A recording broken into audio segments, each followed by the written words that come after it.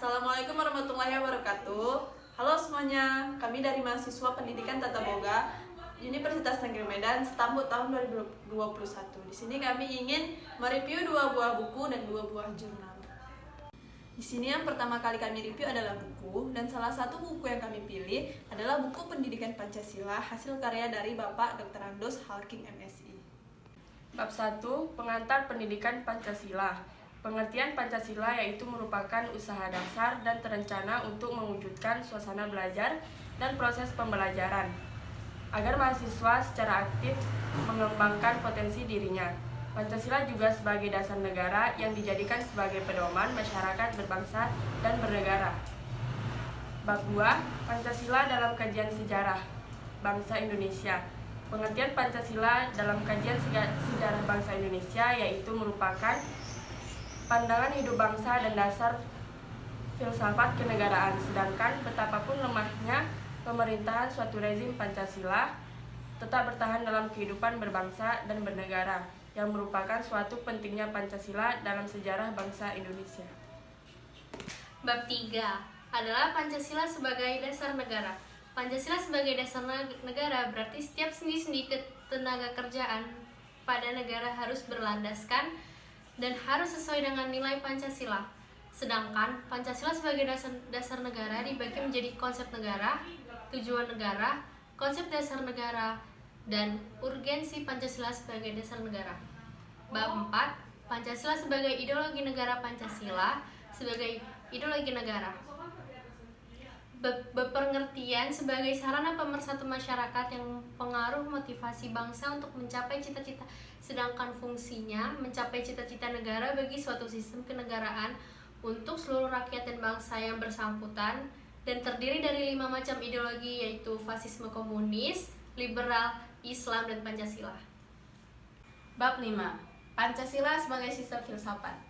Pengertian Pancasila dalam sistem filsafat yaitu salah satu hasil dari kegiatan berpikir manusia, ialah apa yang dinamakan filsafat. Sedangkan sistem filsafat ada 4, yaitu metafisika, epistemologi, aksiologi, dan logika. Sedangkan hakikat sila-sila Pancasila ada 3, yaitu hakikat abstrak, hakikat pribadi, dan hakikat konkret. Bab 6. Pancasila sebagai sistem etika.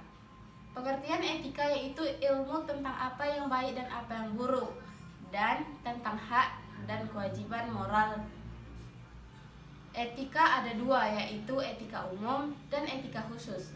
Pancasila sebagai sistem etika merupakan kesatuan sila Pancasila yang saling berhubungan, saling bekerja sama untuk suatu tujuan tertentu.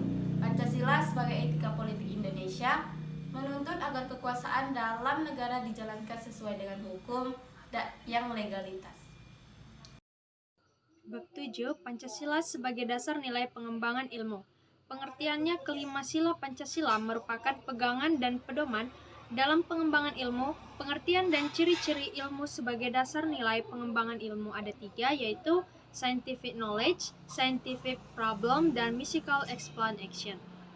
Pada buku kedua, yaitu buku ajar mata kuliah wajib umum Pendidikan Pancasila yang ditulis oleh Direktorat Jenderal Pembelajaran dan Pengemahsiswaan Kementerian Riset Teknologi dan Pendidikan Tinggi Republik Indonesia. Buku ini terdiri dari 8 bab. Kelebihan pada kedua buku ini yaitu sama-sama memiliki kompetensi dasar, memiliki latihan dari setiap babnya, serta kedua desain cover buku yang menarik. Kelebihan pada buku kedua yaitu terdapat bab yang menjelaskan bagaimana Pancasila menjadi dasar negara Republik Indonesia. Sedangkan di buku pertama kita tidak dapat menemukan pembahasan yang dengan judul tersebut. Pada buku kedua dilengkapi dengan media gambar untuk mempermudah informasi, sedangkan pada buku pertama tidak tersedia. Dan kelebihan pada buku pertama yaitu terdapat daftar judul buku atau referensi mata kuliah pendidikan Pancasila, sedangkan pada buku kedua tidak ada. Nah, selanjutnya kita akan mereview jurnal. Jurnal yang saya review ini berjudul Pudarnya Nilai-Nilai Pancasila dalam Kehidupan Masyarakat di Era Globalisasi. Jurnal ini adalah karya dari 2 autor yang bernama Ega Regiani dan Dini Anggreani Dewi. Dalam kesimpulan jurnal ini adalah pada era globalisasi ini, nilai-nilai Pancasila sudah mulai pudar, sehingga menyebabkan munculnya berbagai masalah. Untuk itu, diperlukan sebuah usaha yang dilakukan untuk menumbuhkan kembali nilai-nilai luhur Pancasila. Oleh karena itu, nilai-nilai dari Pancasila jangan sampai luntur atau redup, terutama dalam era globalisasi ini. Hal yang dapat kita lakukan agar nilai-nilai Pancasila yang sudah pudar ini tumbuh kembali dalam kehidupan kita, yaitu dengan cara menanamkan serta menjalankan ajaran agama dengan baik. Lalu, kita dapat menanamkan serta mewujudkan nilai-nilai Pancasila dengan baik. Menegakkan supremasi hukum, serta selektif dalam pengaruh globalisasi baik itu dari sektor politik, ideologi, ekonomi, sosial budaya bangsa juga merupakan cara-cara yang kita lakukan untuk menumbuhkan kembali nilai-nilai luhur Pancasila dalam kehidupan kita. Nah, tadi itu adalah ringkasan isi jurnal yang telah kami review. Selanjutnya masuk kepada kelebihan. Yang pertama, jurnal ini memiliki identitas lengkap pada jurnal yang memudahkan kita untuk mencari jurnal tersebut. Tak hanya dari para nama autornya, jurnal ini juga memiliki nomor ISSN yang dari online ataupun dari percetakan. Jadi memudahkan kita untuk mencari jurnal ini. Yang kedua, untuk hasil penelitian yang telah dipaparkan tak hanya berisi tentang materi, tetapi memaparkan tentang data-data yang berupa diagram yang berisi tentang jumlah tindak dan tingkat resiko yang terjadi pada tahun 2000 sampai 2017. Dalam jurnal ini, kami tidak memiliki atau memaparkan kekurangan yang terdapat pada jurnal ini, dikarenakan jurnal ini sudah membahas tentang apa yang terdapat pada judul, yaitu nilai-nilai atau penerapan nilai-nilai Pancasila dalam kehidupan masyarakat. Yaitu jurnal kedua dengan judul Menjaga Eksistensi Pancasila dan Penerapannya bagi Masyarakat di Era Globalisasi dengan nama penulis Surya Muhammad Nur. Kesimpulan pada jurnal kedua ini yaitu Pancasila merupakan dasar negara dan pandangan hidup bangsa Indonesia. Sebagai dasar negara, Pancasila dijadikan sebagai dasar dalam membangun negara kesatuan Republik Indonesia. Arus globalisasi tidak mungkin dihentikan.